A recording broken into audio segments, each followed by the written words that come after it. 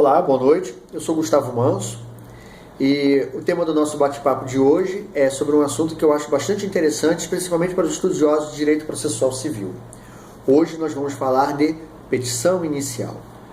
Eu gosto de falar de petição inicial, eu gosto inclusive quando eu menciono o assunto, quando eu trato do assunto petição inicial nas minhas aulas, eu sempre explico que a petição inicial é embrião de uma boa ação.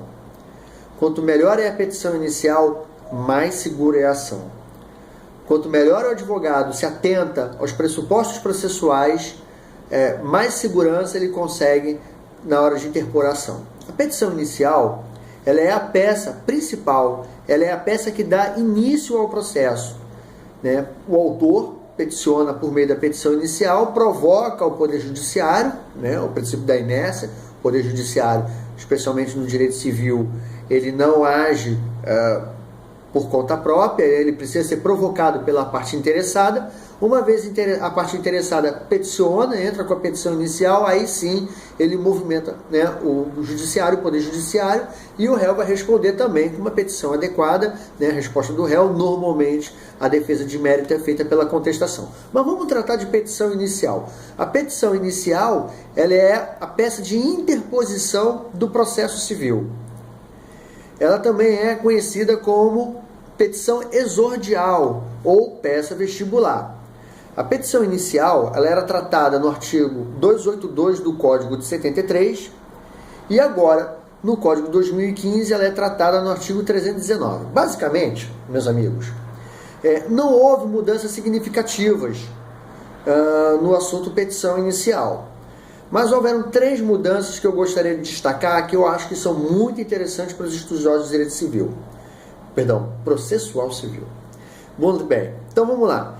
Então, eu vou ler para vocês aqui o artigo 282, né?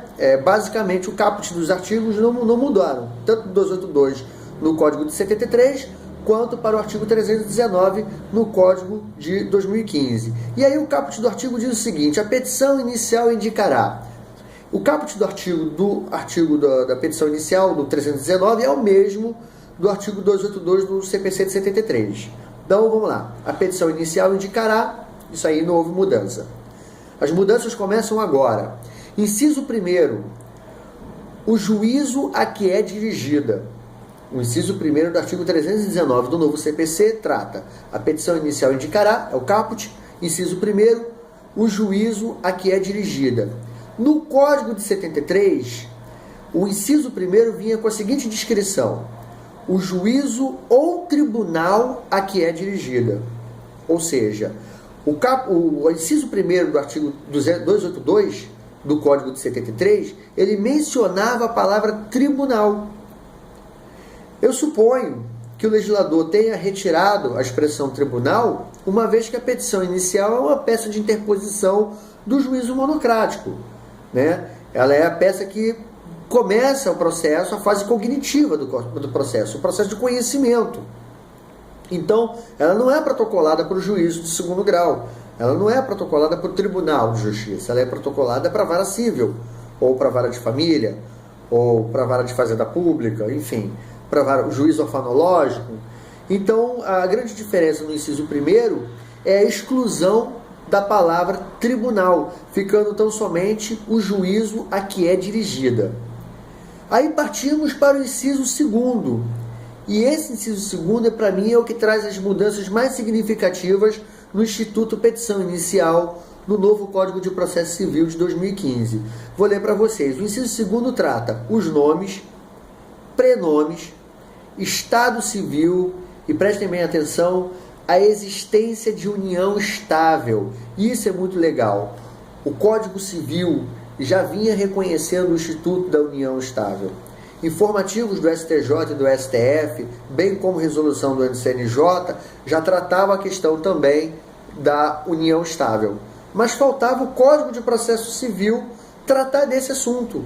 O Código de 1973, ele não tratava do assunto petição inicial, não tratava do assunto união estável, muito embora os advogados, na prática, já vinham colocando a condição dos seus clientes, dos demandantes, né, em relação à existência ou não de união estável. Muito bem.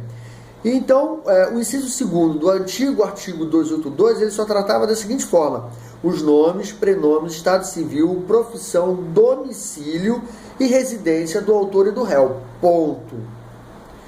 Já o inciso 2º do artigo 309 do CPC, novo, de 2015, ele já trata os nomes, prenomes, estado civil, existência de união estável. Isso é importantíssimo. A profissão, e aí não teve muita diferença, o número da inscrição no cadastro de pessoa física ou no cadastro de pessoa jurídica. Quer dizer, o inciso 2º do artigo 319 do novo CPC, ele detalha, né, a obrigatoriedade de você colocar o número do CPF do seu cliente ou CNPJ e também a informação referente ao número do CPF do CNPJ do demandado. Na prática, meus queridos amigos, não há também diferença em relação ao Código de 73. Os advogados já faziam isso, já colocavam na qualificação do autor e do réu, já especificavam detalhadamente o CPF do demandante ou o CNPJ do demandante e o mesmo em relação ao demandado, né, ao litigado. Então, o Código de 2015, ele só, na verdade, normatizou, só colocou isso de uma forma mais específica, mais concreta. Ok? Aí vem uma outra observação que eu acho muito interessante. O endereço eletrônico. Essa sim, para mim, junto com a existência de união estável, o endereço eletrônico, ele para mim das mudanças assim, mais significativas do artigo 319 do novo CPC. O endereço eletrônico, o domicílio e a residência do autor e do réu. Ou seja, o que eu entendo disso, meus amigos? E eu acredito que vocês vão concordar. O endereço eletrônico era para facilitar a busca pela localização do autor ou do réu. As comunicações que são feitas eletronicamente, claro, atendendo, acompanhando a uma tendência evolutiva do Tribunal de Justiça, que são os processos virtuais. Os processos não estão deixando de ser físicos. E aí, a partir daí, não há muita diferença no artigo 282 e no artigo 319 do novo CPC. O inciso 3º fala os fatos e os fundamentos jurídicos do pedido, ou seja, a causa de pedir. O inciso 4º, o pedido e as suas especificações, também não houve nenhuma mudança significativa em relação a isso. O inciso 6º, as provas com que o autor pretende demonstrar a verdade dos fatos alegados. Ou seja, também não há nenhuma mudança em relação ao Código de 73 e ao Código de 2015. E aí, tão somente mais uma última mudança, que é o inciso 7º, que é o requerimento para a citação do réu, que era tratado no artigo 282 e agora não tem mais correspondência legal no artigo 319. Ou seja, o artigo 282 do CPC, ele ia do 1º ao 7º inciso. E o artigo 319 do novo CPC, o CPC 2015, ele só vai do 1º ao 6º inciso, ele não coloca mais correspondência em relação ao pedido de citação do réu. Por óbvio, evidentemente que quando você provoca a jurisdição, você já faz isso esperando que o juízo, por impulso oficial, faça a citação do réu. Então, eu acho que é mais ou menos isso, é um papo aqui rapidinho sobre essas mudanças da petição inicial em relação ao novo CPC. Como eu falei, gosto de lembrar, a petição inicial ela é uma peça muito importante, né, no processo civil brasileiro, é a peça que dá início ao processo. Ela deve ser feita observando atentamente o que trata esses incisos. Esses incisos eles são os pressupostos processuais.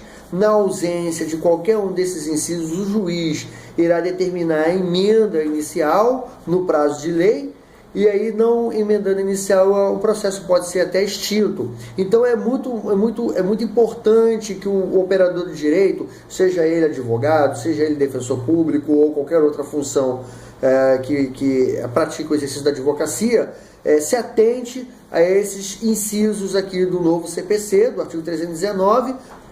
Não houve nenhuma mudança significativa em relação ao CPC de 73, o artigo 282 do extinto CPC de 1973, apenas no tocante o juízo do tribunal do inciso 1º e, evidentemente, o detalhamento do inciso 2º, ou seja, a existência ou não de união estável, se há ou não a relação de união estável, né?